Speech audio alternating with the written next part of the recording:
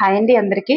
ఈ రోజు మనం నేర్చుకోబోతున్నవి ఫిజిక్స్ కి సంబంధించినటువంటి క్విక్ రివిజన్ అన్నమాట. చివరి వరకు చూడండి, ఇది మీకు చాలా యూస్ఫుల్ అవుతుంది. ఇనుముపై జింక్ ఇనుముపై జింక్ పొర అనేటటువంటి దానిని నిక్షిప్తం చేయడం. చూడండి, ఇనుముపై జింకుని ఒక పొరలాగా నిక్షిప్తం చేయడాన్ని ఏమంటారు? దీనిని గాల్వనీకరణం అంటారు. గాల్వనీకరణం అని అంటారు. కెలోరీమీటర్ ఉపయోగం లేదా కెలోరీమీటర్ ద్వారా దేనిని కొలుస్తారు? కెలోరీమీటర్ అనేటటువంటిది ఉష్ణాన్ని కొలిచేదండి, ఉష్ణోగ్రత అయితే కాదు. ఉష్ణోగ్రతను కొలిచేటటువంటివి థర్మామీటర్స్ ఇట్లాంటివి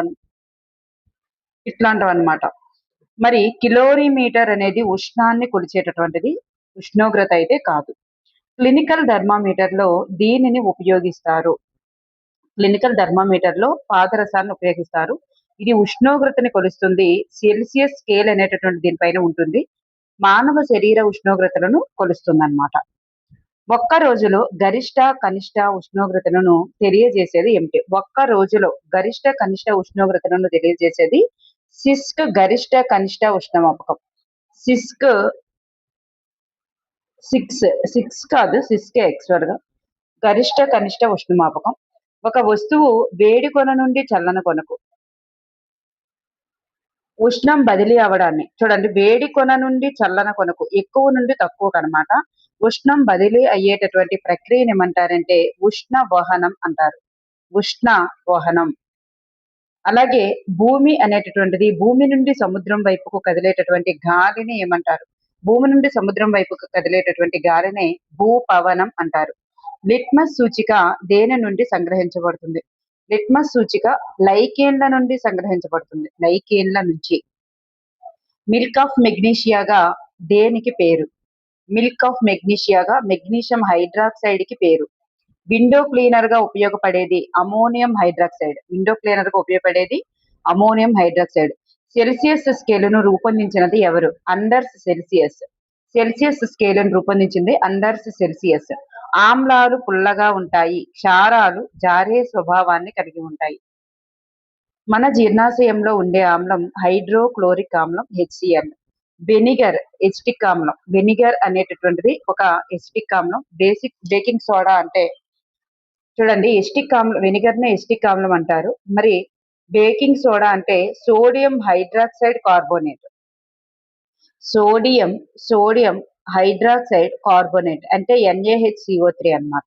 ఈ రెండింటి చర్య వలన ఏర్పడే కొత్త పదార్థం ఏంటంటే CO2 రిలీజ్ అవుతుంది అన్నమాట. ద్రాక్ష పులియబెట్టడం అనేది ఒక రసాయన మార్పు. ఒక వస్తువు ప్రయాణించిన మొత్తం దూరము మరియు ప్రయాణించడానికి పట్టిన కాలం, ఈ రెండింటి యొక్క నిష్పత్తిని ఏమంటారంటే సగటు వడి అంటారు. సగటు వడి. మొత్తం దూరము మొత్తం కాలం, ఇక్కడ దూరము బై కాలం కాదు, మొత్తము దూరము మొత్తము కాలం, ఈ వీటినే సగటు వడి అని అంటారు. స్థిర వేగంతో సరళ రేఖ వెంబడి చలిస్తున్నటువంటి వస్తువు చలనం ఏమవుతుందంటే సమచలనం అవుతుంది. మరి లఘులోలకం యొక్క చలనం ఆవర్తన చలనం, డోలన చలనం, కంపన చలనం. లఘులోలకం యొక్క చలనాన్ని ఆవర్తన చలనం, డోలన చలనం, కంపన చలనం అని అంటారు. ఒకటి లేదా అంతకంటే ఎక్కువ ఘటాలు ఉన్నటువంటి విద్యుత్ వలయాలను కలిగి ఉన్న గడియారాలు క్వార్ట్జ్ గడియారాలు. ఒకటి లేదా అంతకంటే ఎక్కువ ఘటాలు ఉన్న విద్యుత్ వలయాలను కలిగి ఉన్న గడియారాలు క్వార్ట్జ్ గడియారాలు. ప్రపంచంలోనే అత్యంత ఖచ్చితమైన గడియారాన్ని అభివృద్ధి చేసిన వారు ఎవరంటే national institute of standards and technology సంస్థ. ఇది అమెరికాకి చెందినటువంటిది అనమాట. ఖచ్చితమైన గడియారాన్ని తయారు చేసినది. ఒక వస్తువు ఏకాంక కాలంలో ప్రయాణించిన మొత్తం వడిని ఏమంటారు? మొత్తం దూరాన్ని ఏమంటారంటే వడి అంటారు. ఒక వస్తువు ఏకాంక కాలంలో ప్రయాణించిన మొత్తం దూరాన్నే వడి అంటారు. రెండు ప్రదేశాల మధ్య గల స్థానాల మధ్య గల ప్రయాణించిన మొత్తం పొడవును ఏమంటారంటే దూరం అంటారు. రెండు ప్రదేశాల మధ్య గల అతి తక్కువ దూరం, ఇది సరళ రేఖ మార్గం గుండా ఉంటుందండి. మరి చెప్పాం కదా, ఆల్రెడీ మనం చెప్పుకున్న ఇలా త్రిభుజం ఉందనుకోండి. మరి ABC అనే త్రిభుజం ఉంటే దూరం అంటే ABC ఈ మూడు కలిపితే దూరం అవుతుంది. అంటే A నుండి C వరకు మొత్తం దూరం ఎంత అన్నారు అనుకోండి. అప్పుడు ఏమవుతుందంటే ఈ ఏ నుంచి సి వరకు ఉండేటటువంటి దాన్ని, ఏ నుంచి సి వరకు బి గుండా, ఏ నుంచి బి గుండా సికి చేరడాన్ని దూరమని, ఏ నుంచి సికి ఇలా షార్ట్ కట్ దూరం ఉంది కదా, దీనిని ఈ షార్ట్ కట్ దూరాన్ని ఏమంటారంటే స్థానభ్రంశం అని అంటారు. ఇలా చుట్టూ తిరిగి వస్తే అది దూరం అవుతుంది. ఇలా షార్ట్ కట్ రూట్ ఉంటుంది కదా, సరళ రేఖను సూచించేటటువంటి షార్ట్ కట్ రూటే స్థానభ్రంశం అవుతుంది. వాహనాల ఒడిని గంటకు కిలోమీటర్లలో చూపేటటువంటి పరికరం ఏంటి? వాహనాల యొక్క వడిని గంటకి కిలోమీటర్లో చూపించేది స్పీడోమీటర్. మరి వాహనాలు ప్రయాణించినటువంటి దూరాన్ని కిలోమీటర్లలో చూపేటటువంటి పరికరం ఏంటి? వాహనాలు ప్రయాణించిన దూరాన్ని కిలోమీటర్లలో చూపేది ఓడోమీటర్. స్థిర వడితో చలిస్తున్నటువంటి వస్తువు యొక్క దూరం తెలిపే గ్రాఫ్ ఎట్లా ఉంటుంది? సరళ రేఖను సూచిస్తుంది. స్థిర వడితో చలిస్తుంది అనుకోండి, సరళ రేఖను సూచిస్తుంది. విద్యుత్ పొయ్యి అనేది దేనిపై ఆధారపడి పనిచేస్తుంది? విద్యుత్ ప్రవాహం వల్ల కలిగే ఉష్ణ ఫలితం అనేటటువంటి సూత్రంపై ఆధారపడి పనిచేస్తుంది. విద్యుత్ పొయ్యిలో ఉండేటటువంటి తీగ చుట్ట ఏంటి? విద్యుత్ పొయ్యిలో ఉండే తీగ చుట్ట ఎలిమెంట్. విద్యుత్ ప్రవహిస్తున్నటువంటి తీగలో ఉత్పత్తి అయ్యే ఉష్ణ పరిమాణం వేటిపై ఆధారపడుతుంది?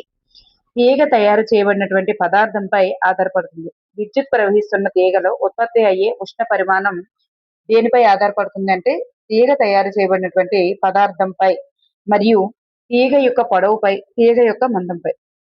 తీగ తయారు చేయని పదార్థం అనేది మంచి విద్యుత్ వాహకత కలిగి ఉందనుకోండి, అప్పుడు ఆ పదార్థం గుండా విద్యుత్ ఫాస్ట్ గా ప్రసరిస్తుంది. అలాగే తీగ యొక్క పొడవు అనేది తక్కువగా ఉండాలి, మందం అనేటటువంటిది తక్కువగా ఉండాలి. మందం అనేటటువంటిది ఎక్కువగా ఉండాలి, పొడవు అనేది తక్కువగా ఉండాలి. ఈ విధంగా విద్యుత్ అనేటటువంటిది ప్రవహిస్తుంది అనమాట. మరి విద్యుత్ వ్యర్థానికి కారణమైనటువంటి బల్బు ఏంటి? సాధారణ విద్యుత్ బల్బులు. విద్యుత్ వ్యర్థానికి కారణమైనది సాధారణ విద్యుత్ బల్బులు. కావలసిన కాంతి తీవ్రతతో వెలిగేటప్పుడు అది తక్కువ విద్యుత్తును వినియోగించుకునేటటువంటివి.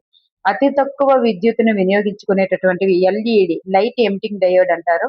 కాంతి ఉద్గార డయోడ్లు అంటారు అనమాట. ఎల్ఈడి బల్బులు గుర్తుపెట్టుకోండి. విష స్వభావం కలిగినటువంటి అధిక పాదరస ఆవిరిని కలిగి ఉండేటటువంటివి ఏమిటి?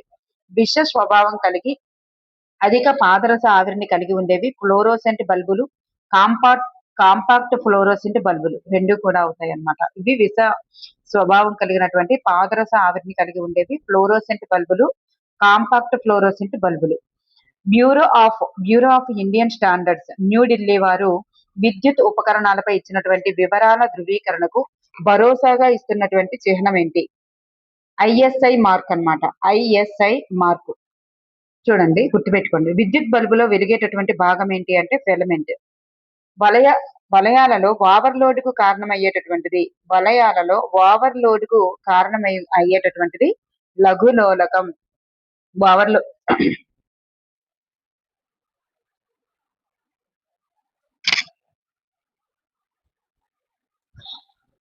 ఒక తీగ ద్వారా విద్యుత్ ప్రవహించినప్పుడు అది అయస్కాంతం వల్లే ప్రవర్తిస్తుందని తెలిపేటటువంటి శాస్త్రవేత్త ఎవరు? ఒక తీగ ద్వారా విద్యుత్ ప్రవహిస్తున్నప్పుడు అది అయస్కాంతం వల్లే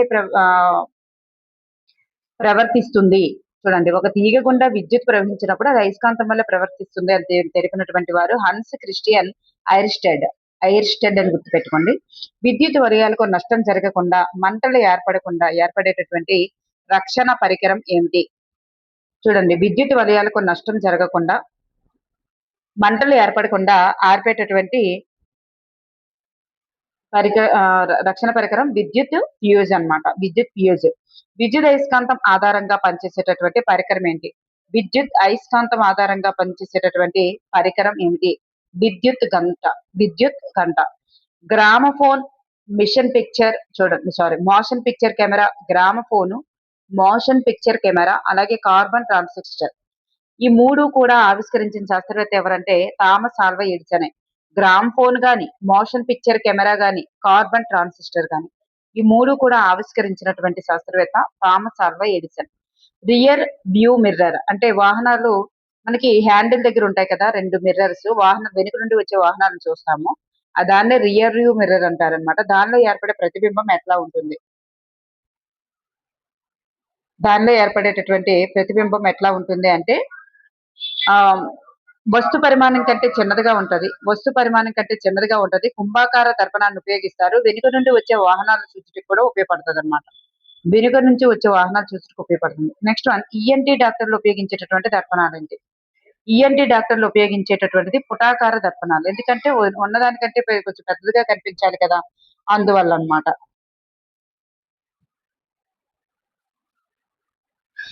క్షౌరశాలల్లో ఉండేటటువంటి దర్పణాలు ఏంటి అంటే సమతల దర్పణాలు ఉంటాయి.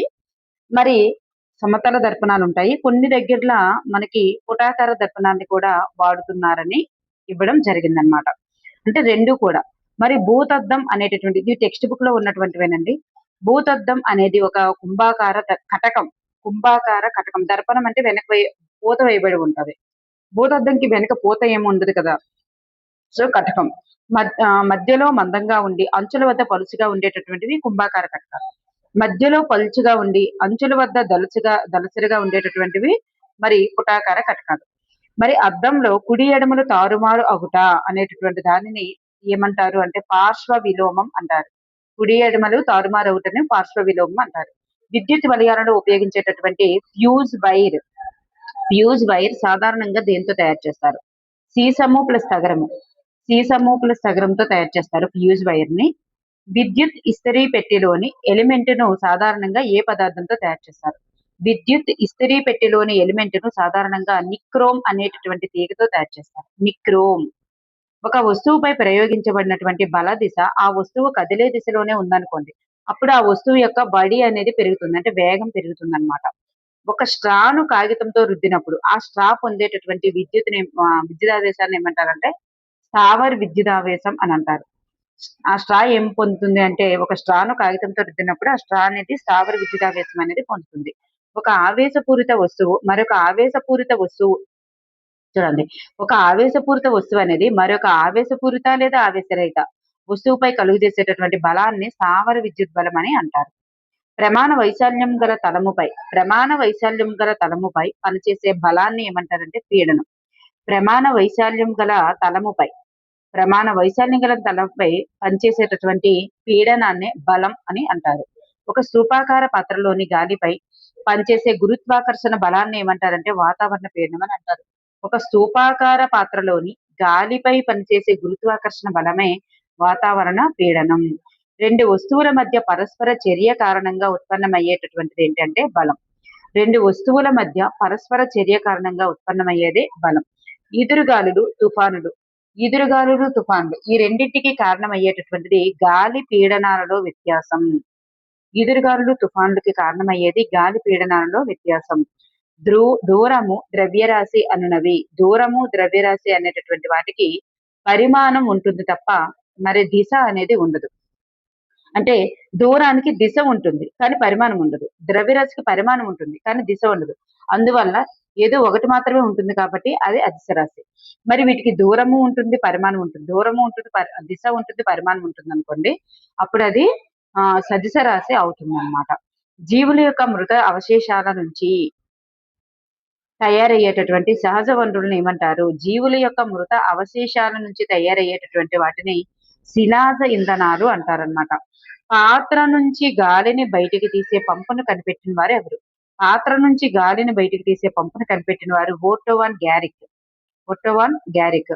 ఘర్షణను తగ్గించేవి కందెనలు, అంటే నూనె లాంటి పదార్థాలు అన్నమాట. వాహనం యొక్క టైర్లు అనేటటువంటివి గాడులు కలిగి ఉండడానికి గల కారణం ఏంటి?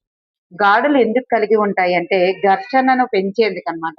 ఘర్షణను పెంచే ప్రక్రియ అది. పెట్రోలియంను ఏమంటారు? పెట్రోలియంనే నల్ల బంగారం అంటారు. పెట్రోలియం డీజిల్లు పెట్రోలియం నుండే లభిస్తాయి అన్నమాట. పెట్రోల్, డీజిల్ ఈ రెండు కూడా పెట్రోలియం నుంచే లభిస్తాయి. కోక్ అనేటటువంటిది దృఢమైన నల్లని సచ్ఛిద్ర పదార్థం. కోలు తార్ అనేది ద్రవం. గుర్తుపెట్టుకోండి, కోలు తార్ అనేది ద్రవం. దుర్వాసన గల నల్లని చిక్కనైన ద్రవం. మరి ఇది కోక్ అనేది దృఢమైన నల్లని సచ్ఛిద్ర పదార్థం. నేలబొగ్గు స్వేదనం చేసినప్పుడు లభిస్తుంది. నేలబొగ్గును స్వేదనం చేసినప్పుడు లభించేటటువంటి కోల్తారు. మరి పెట్రోలియం అనేటటువంటిది ముదురు రంగు కలిగి జిడ్డుగా ఉండేటటువంటి ద్రవం. ముదురు రంగు కలిగి ఉంటుంది, జిడ్డుగా ఉంటుంది అన్నమాట. సహజ వాయువు అంటే సిఎన్జి, కంప్రెస్డ్ నేచురల్ గ్యాస్. అలాగే జెట్ విమానాలలో ఇంధనంగా వాడేటటువంటిది ఏంటి అంటే, జెట్ విమానాల్లో ఇంధనంగా వాడేది కిరోసిన్. రోడ్ల యొక్క ఉపరితలాలు వేయుటకు కోలుతారు స్థానంలో దేనిని ఉపయోగిస్తారు అంటే, బిటుమెన్ అనేటటువంటి పెట్రోలియం ఉత్పత్తిని ఉపయోగిస్తారు. బిటుమెన్ అనేటటువంటి పెట్రోలియం ఉత్పత్తిని ఉపయోగిస్తారు. పెట్రోలియం అనేది సూక్ష్మజీవుల యొక్క మృత అవశేషాల నుంచి తయారవుతుంది. పెట్రోలియం అనేటటువంటిది ఏ సూక్ష్మజీవుల యొక్క మృత అవశేషాల నుంచి తయారవుతుందంటే, ప్లాంక్టన్ ప్లాంక్టన్ అనేటటువంటి సూక్ష్మజీవుల యొక్క మృత అవశేషాల నుంచి లభిస్తుంది. వాయు స్థితిలో ఉండేటటువంటి శిలాజ ఇంధనం ఏంటి? సహజ వాయువు. వాయు స్థితిలో ఉండేటటువంటి శిలాజ ఇంధనం ఏంటంటే సహజ వాయువు. సంపీడ్యం చెందించిన సహజ వాయువు ఏంటి? సిఎన్జి. సంపీడ్యం చెందించిన సహజ వాయువు సిఎన్జి. సంపీడ్యం చెందించినటువంటి ద్రవ పెట్రోలియం గ్యాస్ ఏంటి అంటే ఎల్పిజి. సంపీడ్యం చెందిన సహజవాయువు సిఎన్జి అయితే, మరి ద్రవ పెట్రోలియం గ్యాస్ ఎల్పిజి అన్నమాట. ఒక పదార్థం ఆక్సిజన్ తో చర్య జరిపి ఉష్ణాన్ని విడుదల చేసే ప్రక్రియను ఏమంటారు? దహనము అంటారు. ఒక పదార్థం ఆక్సిజన్ తో చర్య జరిపి ఉష్ణాన్ని విడుదల చేసే ప్రక్రియ దహనం. బట్టల నేతలో నిలువ వరుసను ఏమంటారు? పడుగు. అడ్డు వరుసను పేక అంటారు. ఒక పత్తికాయ నుంచి 500 మీటర్ల పొడవైన దారాన్ని తీయవచ్చు. 500 మీటర్ల పొడవైన దారాన్ని తీయవచ్చు. పత్తికాయల నుండి గింజలను తీసి దూదిని వేరు చేయడాన్ని ఏమంటారు? జిన్నింగ్ అంటారు. జిన్నింగ్ అంటే మీనింగ్ వేరు చేయడం అని అర్థం. విద్యుత్ సహాయంతో నడిచేటటువంటి నేత యంత్రాలను ఏమంటారు? విద్యుత్ సహాయంతో నడిచేటటువంటి నేత యంత్రాలను మరమగ్గాలు, పవర్ లూమ్స్ అంటారు. మరమగ్గాలు లేదా పవర్ లూమ్స్ అని అంటారు. దూది పీచును ఉపయోగించి నూలు దారాలు తయారు చేయడాన్ని ఏమంటారు? స్పిన్నింగ్ లేదా వడకడం అని అంటారు. బంగారు దారంగా పిలువబడేది జనపనార దారం. బంగారు దారంగా పిలువబడేది జనపనార దారం. మరి వెస్ట్ బెంగాల్లో 50% తయారీ లేదా ఉత్పత్తి అవుతుందన్నమాట. ఆప్కో అనున్నది ఆంధ్రప్రదేశ్ చేనేత సహకార సంఘం యొక్క గుర్తు. ఆప్కో అన్నది ఆంధ్రప్రదేశ్ చేనేత సహకార సంఘం గుర్తు. ప్రత్తి అనేటటువంటిది సెల్యులోజ్ అనేటటువంటి కార్బోహైడ్రేట్. ప్రత్తి అనేది సెల్యులోజ్ అనేటటువంటి ఒక కార్బోహైడ్రేట్. పాలిస్టర్ అనేది పెట్రోలియం నుంచి తయారు చేస్తారు. పాలిస్టర్ అనేది పెట్రోలియం నుంచి తయారు చేస్తారు. రేయాన్ అనేది సెల్యులోజ్ తో తయారు చేయబడినటువంటి మానవ నిర్మిత దారం. అంటే ఇది ఒక కృత్రిమ పట్టు దారం, గుర్తుపెట్టుకోండి. కృత్రిమ పట్టు దారం రేయాను. ఇది సెల్యులోజ్ తో తయారు చేయబడినటువంటి మానవ నిర్మిత దారం. పాలిస్టర్ అనేటటువంటిది పెట్రోలియం నుంచి తయారు చేస్తారనమాట. ప్రతి సెల్యులోజ్ అనేటటువంటి కార్బోహైడ్రేట్. టెరికాట్ టెరివోల్ అనేటటువంటివి మిశ్రణం చెందినటువంటి దారాలు. అలాగే ఇది టెర్లిను ఊలు, ఇది టెర్లిను నూలు అన్నమాట. కలంకారీ అనున్నది ఒక చేనేత ముద్రిత నూలు వస్త్ర పరిశ్రమ. కలంకారీ అన్నది చేతి ముద్రిత నూలు వస్త్ర పరిశ్రమ అన్నమాట. చేతి ముద్రిత నూలు వస్త్ర పరిశ్రమ. అలాగే జంతువుల వెంట్రుకలను ఉన్ని, ఫ్లీస్, ఫిర్ అని కూడా అంటారు. పాలిస్టర్ యొక్క ముఖ్యమైన రూపం ఏంటంటే పెట్. పెట్ అంటే పాలిఎథిలిన్ టెరాప్తలేట్. ఒక నైలాన్ దారము స్టీల్ కంటే బలమైనది. అలాగే శీతాకాలంలో ఉపయోగించేటటువంటి చలికోట్లు గాని, సాలువాలు గాని, దుప్పట్లు గాని ఒకప్పుడు ఊలుతో చేసేవారు. కానీ ఇప్పుడు ఊలిని పోలినటువంటి ఆక్రలిక్ దారంతో తయారు చేయబడుతున్నాయి. ఆక్రలిక్ దారం. థర్మోప్లాస్టిక్లు వేడి చేసినప్పుడు ముడుచుకుపోయేటటువంటివి, అలాగే వంచడానికి వీలయ్యేటటువంటి ప్లాస్టిక్లు. థర్మోప్లాస్టిక్ అంటే అవి ముడుచుకుపోతాయి, వంచడానికి వీలవుతాయి. అందువల్లే పాలిథీన్ అలాగే పీవీసీ ఈ రెండు కూడా థర్మోప్లాస్టిక్లకు చెందుతాయి. మరి థర్మోసెట్టింగ్ ప్లాస్టిక్ అంటే అవి వంచడానికి వీలు కావు. ఎంత వేడి చేసినప్పటికీ అంత ఈజీగా వాటిని వంచలేం.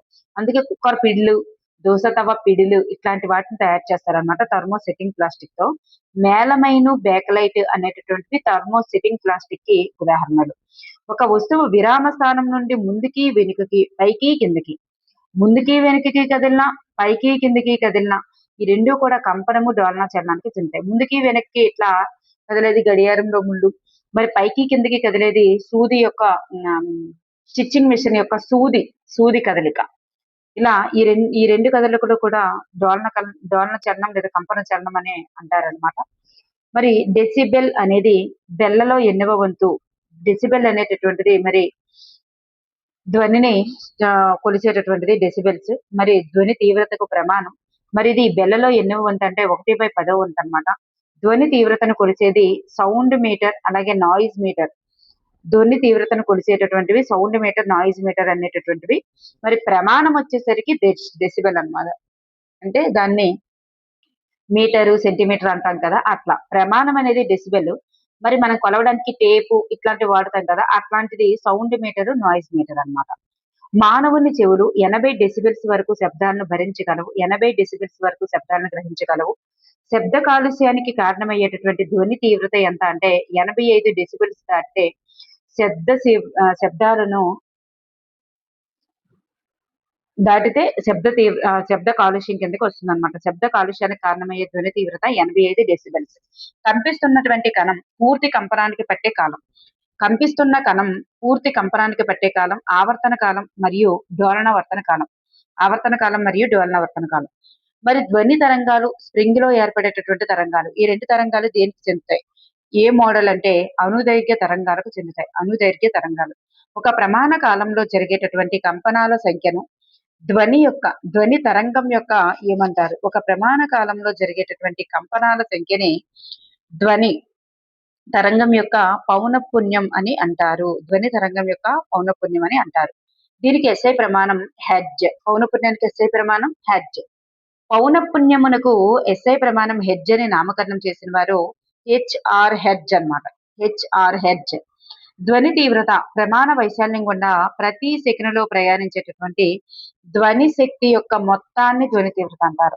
ప్రమాణ వైశాల్యం గుండా ప్రతి సెకనులో ప్రయాణించేటటువంటి ధ్వని శక్తి యొక్క మొత్తాన్ని ధ్వని తీవ్రత అని అంటారు.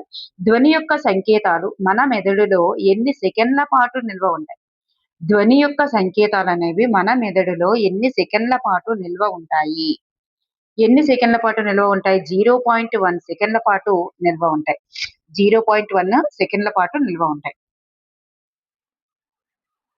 నెక్స్ట్ వన్, ఒక లీటరు అనగా 1 డెసిమీటర్ క్యూబ్ అని అర్థం. లీటరు అంటే 1 డెసిమీటర్ క్యూబ్ అని అర్థం. మంచు యొక్క ద్రవీభవన స్థానం 273.15. ఇక్కడ చూద్దాం. మంచు యొక్క ద్రవీభవన స్థానం అనేటటువంటిది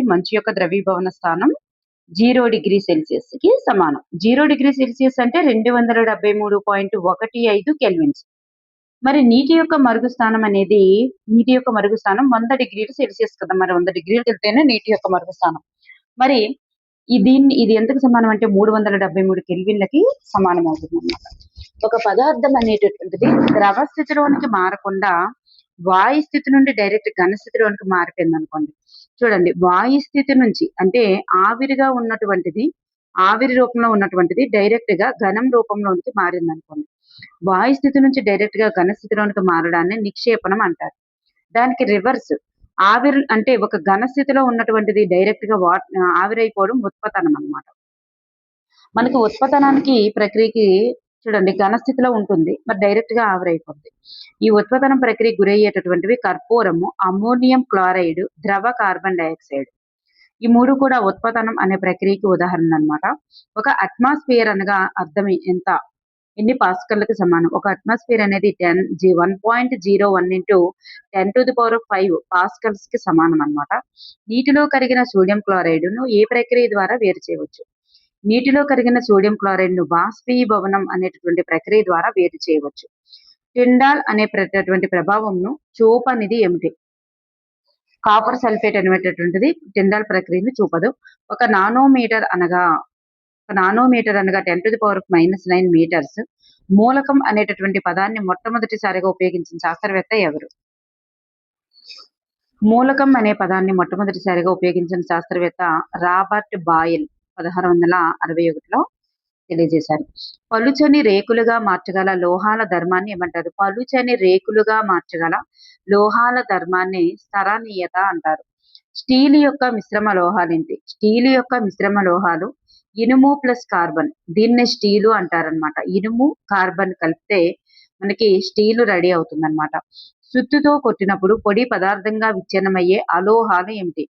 సుత్తుతో కొట్టినప్పుడు పొడి పదార్థాలుగా విచ్ఛిన్నమయ్యేటటువంటివి బొగ్గు మరియు సల్ఫరు, ఇవి అలోహాలు. చూడండి, పలుచని రేకులుగా మార్చగలిగే లోహాల ధర్మం సరణీయత. మరి తీగలుగా మార్చగలిగేది తాంత్రీయత, తాంతవత. తీగలుగా మార్చగలిగితే అది తాంతవత అనే ధర్మాన్ని సూచిస్తుంది. సోడియం అనేటటువంటి లోహంను నిల్వ చేసే పదార్థం ఏంటంటే కిరోసిన్ లో నిల్వ చేస్తారు.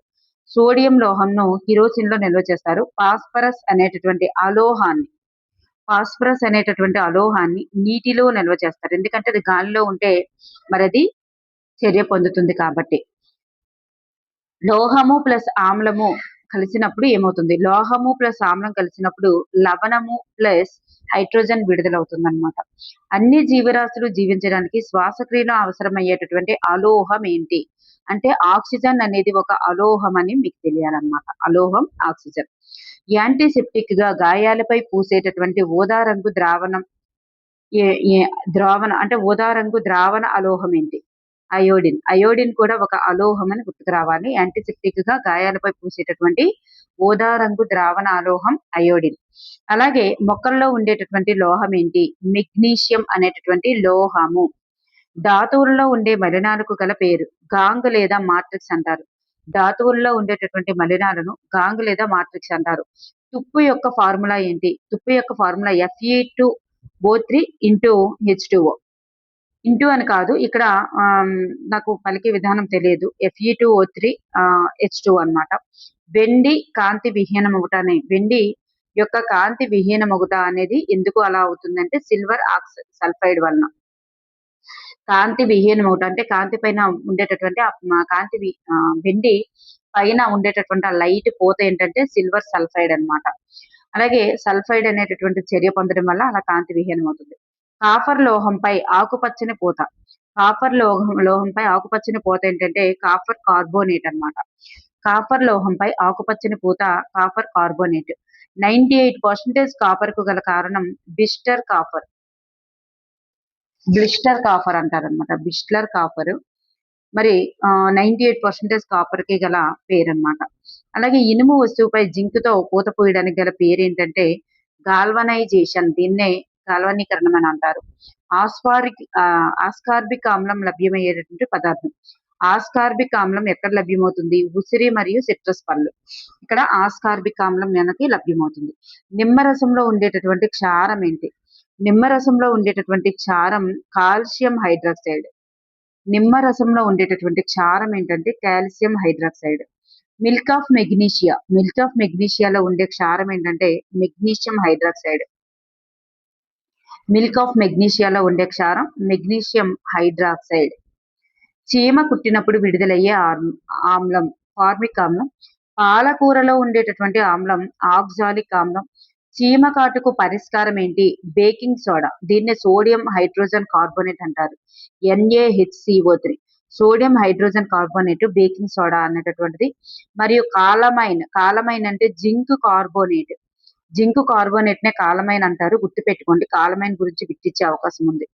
సో వంటి వాటితో రుద్దడం ద్వారా చీమ కాటుకు పరిష్కారం ఉంటుంది, అంటే ఉపశమనం ఉంటుంది. అజీర్తి ఉపశమనానికి ఏం తీసుకుంటారు? అజీర్తి ఉపశమనానికి మిల్క్ ఆఫ్ మెగ్నీషియా అనేటటువంటి క్షారాన్ని తీసుకుంటారు. మన జీర్ణాశయంలో ఉండేటటువంటి ఆమ్లం HCl అన్నమాట. గాజును శుభ్రపరిచేటటువంటి ద్రవాలు ఏంటి? గాజును శుభ్రపరిచే ద్రవాలు అమోనియం హైడ్రాక్సైడ్. సబ్బుల తయారీలో ఉపయోగించే క్షారాలు ఏంటి? సబ్బుల తయారీలో sodium hydroxide, potassium hydroxide. Sodium potassium hydroxides అన్నమాట సబ్బుల తయారీలో ఉపయోగిస్తారు. ఆమ్ల వర్షానికి కారణాలు nitrogen disulphide, carbon disulphide, sulphur disulphide. ఆమ్ల వర్షానికి కారణాలు nitrogen disulphide, carbon disulphide, sulphur disulphide. ఇవన్నీ కూడా ఆమ్ల వర్షానికి కారణాలే. వెనిగరు, బేకింగ్ సోడాల మధ్య చర్య వలన ఏర్పడే కొత్త పదార్థం ఏంటి? వెనిగర్ అంటే CH3COOH అన్నమాట, ఎస్టిక్ ఆమ్లం.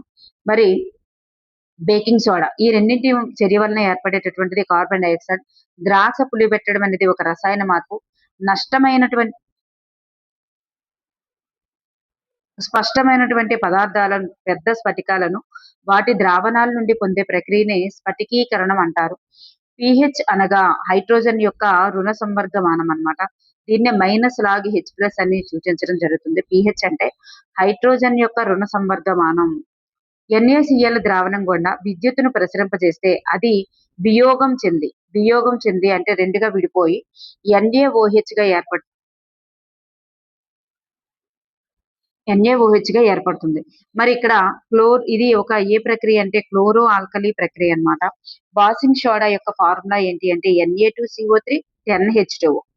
వాషింగ్ సోడా అనేది రూ. 10కే మనకి ఇది దొరుకుతుంది కదా! అట్లా గుర్తుపెట్టుకోండి 10H2O ఉంటదని. అంటే సర్ఫ్ పౌడర్ రూ. 10 టైడ్ ఇట్లా ఏదో ఒకటి గుర్తుపెట్టుకోండి. ఒక కీవర్డ్ గుర్తుపెట్టుకుంటే Na2CO3 గుర్తుపెట్టుకుంటే 10H2O అనేది ఉంటది. మనకు కనిపించడానికి 7H2O ఇట్లా కూడా ఇస్తారు కాబట్టి 10H2O అనేటటువంటి ఒక కీవర్డ్ పెట్టుకోండి. Na2CO3.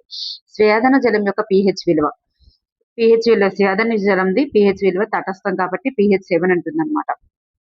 7 కంటే లోపు ఉంటే ఆమ్లాలు, 7 దాటి ఉంటే క్షారాలు మనకు తెలుసు కదా.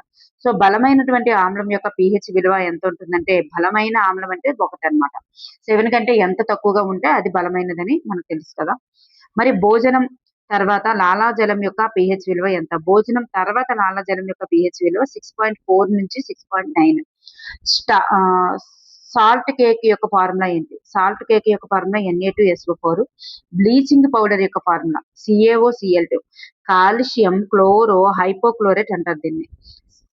కాల్షియం క్లోరో హైపోక్లోరేట్ అంటారు. CaOCl2 బ్లీచింగ్ పౌడర్ యొక్క ఫార్ములా. జిప్సం యొక్క ఫార్ములా దీనిలో 2H2O ఉంటదండి. జిప్సంలో 2H2O ఉంటది. CaSO4. ప్లాస్టర్ ఆఫ్ ప్యారిస్ యొక్క ఫార్ములా దీంట్లో హాఫ్ H2O ఉంటుంది. CaSO4. చూడండి జిప్సము ప్లాస్టర్ ఆఫ్ ప్యారిస్ ఈ రెండు కూడా CaSO4. కాపర్ సల్ఫేట్ కూడా CaSO4. ఈ మూడు కూడా CaSO4. జిప్సం అయితే 2 ఉంటది. ప్లాస్టర్ ఆఫ్ ప్యారిస్ హాఫ్ ఉంటది. కాపర్ సల్ఫేట్ అయితే మరి 5 ఉంటది అనమాట. గుర్తుపెట్టుకోండి. మరి ఎప్సమ్ లవణం యొక్క ఫార్ములా ఏంటంటే MaSO4 7H2O. MaSO4 7H2O. ఆమ్లం యొక్క pH విలువ. ఆమ్లం అంటే మరి 5.6 కంటే తక్కువ ఉంటే దాన్ని ఆమ్లం అంటారు. ఆమ్ల వర్షం. 5.6 కంటే తక్కువగా ఉంటే దాన్ని ఆమ్ల వర్షంగా చెప్తారు. దాని యొక్క pH విలువ 5.6. మలినాలలో కలిగి ఉన్నటువంటి సోడియం క్లోరైడ్ స్ఫటికాలకు గల పేరేంటి? మలినాల్లో కలిసి ఉన్నటువంటి సోడియం క్లోరైడ్ స్ఫటికాలకు గల పేరు రాక్ సాల్ట్ లేదా రాతి ఉప్పు అన్నమాట. Next one dry slaked lime అనగా అర్థం ఏంటి? CaOH ట్వైస్ కార్బన్ హైడ్రాక్సైడ్ అంటారు దీన్ని. CaOH twice carbon hydroxide. Quick lime అంటే అర్థం ఏంటి? క్విక్ లైమ్ అంటే CaO. కాల్షియం ఆక్సైడ్ ని క్విక్ లైమ్ అని అంటారు. వంట సోడాగా పిలువబడేటటువంటిది baking soda. Sodium hydroxide carbonate NaHCO3 మూడు ఒకటే. ఎలా అడిగినా మీరు చేయగలగాలి. వంట సోడాగా పిలువబడేది baking soda, sodium hydroxide carbonate NaHCO3. తుప్పు పెట్టేటటువంటి లోహాలపై తుప్పు పట్టని లోహాన్ని పూతగా వేసే ప్రక్రియను ఏమంటారు? తుప్పు పట్టే లోహాలపైన తుప్పు పట్టని లోహాన్ని కనుక పూతగా వేస్తే దాన్ని ఏమంటారంటే గాల్వనీకరణం అని అంటారు. మెట్రిక్ వ్యవస్థ అనేటటువంటి ప్రామాణిక కొలతను సృష్టించిన వారు. మెట్రిక్ వ్యవస్థ అనే ప్రామాణిక కొలతను సృష్టించిన వారు ఫ్రెంచ్ వారు అన్నమాట. ఫ్రెంచ్ వారు. సరళ రేఖా మార్గంలో ఉన్నటువంటి వస్తువు యొక్క చలనం వృత్తాకార చలనం. సరళ రేఖా మార్గంలో ఉన్నటువంటి వస్తువు యొక్క చలనమే వృత్తాకార చలనం. ఒక వస్తువు ఒక మధ్య స్థానం నుంచి ఇరువైపులా పదే పదే చలిస్తుంటే ఆ చలనం ఏమవుతుంది? డోలన చలనం లేదా ఆవర్తన చలనం అవుతుంది. ఒక వస్తువు ఒక మధ్య స్థానం నుంచి ఇరువైపులా పదే పదే చెల్లిస్తుంటే ఆ చలనం ఏమవుతుంది అంటే డోలన చలనం లేదా ఆవర్తన చలనం. డోలన చలనాన్ని మొట్టమొదటిసారిగా గమనించిన శాస్త్రవేత్త ఎవరంటే గెలీలియో. డోలన చలనాన్ని మొట్టమొదటిసారిగా గమనించిన శాస్త్రవేత్త గెలీలియో. రెండు ప్రదేశాల మధ్య ఉండేటటువంటి అతి తక్కువ దూరానికి గల పేరు స్థానభ్రంశం. రెండు ప్రదేశాల మధ్య ఉండే అతి తక్కువ దూరానికి గల పేరు స్థానభ్రంశం. ఒక వాహనం ప్రయాణించినటువంటి దూరాన్ని కొలిచే పరికరం ఏంటి? చూడండి, ఒక వాహనం ప్రయాణించే దూరాన్ని కొలిసేది ఓడోమీటర్. ఇది కిలోమీటర్లలో కొలుస్తుంది. దూరం విలువ ఎప్పటికీ 0 కాదు. గుర్తుపెట్టుకోండి, దూరం విలువ ఎప్పటికీ కూడా 0 కాదు. కానీ స్థానభ్రంశం విలువ మాత్రం 0 అయ్యేటటువంటి ఛాన్స్ ఉంది. ఎందుకు? చూడండి, ఒక వస్తువు ఇక్కడ ప్రారంభించింది, వృత్తాకారంలో ఇలా తిరుగుతూ మళ్ళీ అదే ప్లేస్కి వచ్చింది అనుకోండి. అప్పుడు స్థానభ్రంశం అంటే అతి తక్కువ దూరం. ఆ బిందువు నుండి ఆ బిందువుకి చేరుకోవడానికి అతి తక్కువ దూరం 0. మరి మొత్తం దూరము అంటే ప్రయాణించిన మొత్తం దూరం ఇది అవుతుంది. సో అక్కడ మొత్తం దూరం 2πr అయితే మరి 2πr మొత్తం దూరం అవుతుంది. మరి స్థానభ్రంశం అనేది 0 అవుతుంది. సో ఈ విధంగా స్థానభ్రంశం 0 అవుతుంది తప్ప దూరం ఎప్పుడు కూడా 0 కాదు. పరిమాణం మాత్రమే కలిగి ఉండి దిశను కలిగి ఉండనటువంటి రాశులు ఏంటి అంటే పరిమాణం కలిగి ఉంటుంది, దిశను కలిగి ఉండవు. మరి అటువంటి రాశులు అదిశ రాశులు అనమాట. అంటే అది పరిమాణం కానీ దిశ కానీ ఏదో ఒకటి మాత్రమే కలిగి ఉండేవి అదిశ రాశులు. రెండు సంఘటనల మధ్య తక్కువ సమయాన్ని ఖచ్చితంగా లెక్కించడానికి ఉపయోగించేవి స్టాప్ వాచ్లు అనమాట. చలించే వస్తువు ఆ యొక్క అన్ని భాగాలు కూడా వస్తువుతో పాటు ఒకే దిశలో కదులుతూ ఉంటే అటువంటి చలనం స్థానాంతర చలనం అవుతుంది. చలించే వస్తువు యొక్క అన్ని భాగాలు కూడా వస్తువుతో పాటు ఒకే దిశలో కదులుతూ ఉన్నాయనుకోండి, అటువంటి దానిని స్థానాంతర చలనం అంటారు. వాహనం యొక్క బడిని గంటకు కిలోమీటర్లలో చూపే పరికరం ఏది అంటే స్పీడోమీటర్. గంటకు కిలోమీటర్లలో చూపేది స్పీడోమీటర్. చర్య ప్రతిచర్య అనేటటువంటి సూత్రం ఆధారంగా పనిచేసేటటువంటిది రాకెట్. జిపిఎస్ అనగా global positioning system. 1 kilometre per hour అనేటటువంటిది చూడండి, 1 కిలోమీటర్ పర్ అవర్ అనేది 5.8 మీటర్ పర్ సెకండ్ కి సమానం. ఇక్కడ కిలోమీటర్ పర్ అవర్ అడిగారు అంటే కిలోమీటర్ పెద్దది కదా, మనకి మీటర్ పర్ సెకండ్స్ లో అడిగారు. పెద్దది మనకి చూడండి, ఈ మీదన చిన్న సంఖ్య వచ్చిందంటే మీటర్ పర్ సెకండ్ వస్తుందని గుర్తుపెట్టుకోండి. మనకి మీటర్ పర్ సెకండ్స్ లో అడిగారు అంటే మీటర్ పర్ సెకండ్ అని ఫస్ట్ వేసేయండి, అడిగారు కాబట్టి. సో కిలోమీటర్ కంటే మీటర్ చిన్నది కాబట్టి 5/18 వస్తుందని గుర్తుపెట్టుకోండి. లేదా మనకి మీటర్ పర్ సెకండ్ ఇచ్చి కిలోమీటర్ పర్ అవర్ అడిగారు అనుకోండి, అప్పుడు ఏం చేస్తాము, కిలోమీటర్ పర్ అవర్ అనేది పక్కన వేసుకుంటాం. కిలోమీటర్ పర్ అవర్ వేసుకొని కిలోమీటర్ పర్ అవర్ వేసుకొని కిలోమీటర్ అనేది పెద్దది కాబట్టి 5/18 అనేటటువంటి ఆన్సర్ వేసుకుంటాం. ఇలా కన్ఫ్యూజ్ అవ్వకుండా చేసుకోండి. తాబేలు కదిలేటటువంటి వడి ఎంత అంటే 8 సెంటీమీటర్ పర్ సెకండ్. 8 సెంటీమీటర్. మనకు ప్రమాణాలు ఇంపార్టెంట్. అక్కడ బిట్లో metre per second, kilometre per second ఇట్లా ఇస్తారు కన్ఫ్యూజ్ చేయడానికి, కానీ మనకి సెంటీమీటర్ పర్ సెకండ్ అనేది గుర్తుపెట్టుకోండి. త్వరణం అంటే వేగంలో మార్పు రేటు బై కాలం. త్వరణం అంటే వేగంలో మార్పు బై కాలం. అంటే త్వరణం అంటే ఏంటి, వేగంలో మార్పు రేటునే త్వరణం అంటాం. అందువల్లే రేటు, వేగంలో మార్పు రేటునే త్వరణం అంటారు కాబట్టి వేగంలో మార్పు బై కాలంనే త్వరణం అవుతుందన్నమాట. చలన సమీకరణాలు వచ్చేసరికి v = u + at, s = ut + half at square, b square - u square = 2as. v = u + at, s = ut + half at square, b square - u square = 2as. ఈ చలన సమీకరణాల నుంచి మనకు బిట్టిస్తున్నారు కాబట్టి ఒక్కసారి చూసుకోండి, ఇది గుర్తుపెట్టుకోండి ఒకసారి. నెక్స్ట్ వన్, దర్పణం వలన ఏర్పడేటటువంటి ప్రతిబింబంలో వస్తువు కుడి ఎడమ తారుమారు అవడాన్ని పార్శ్వ విలోమం అని అంటారు.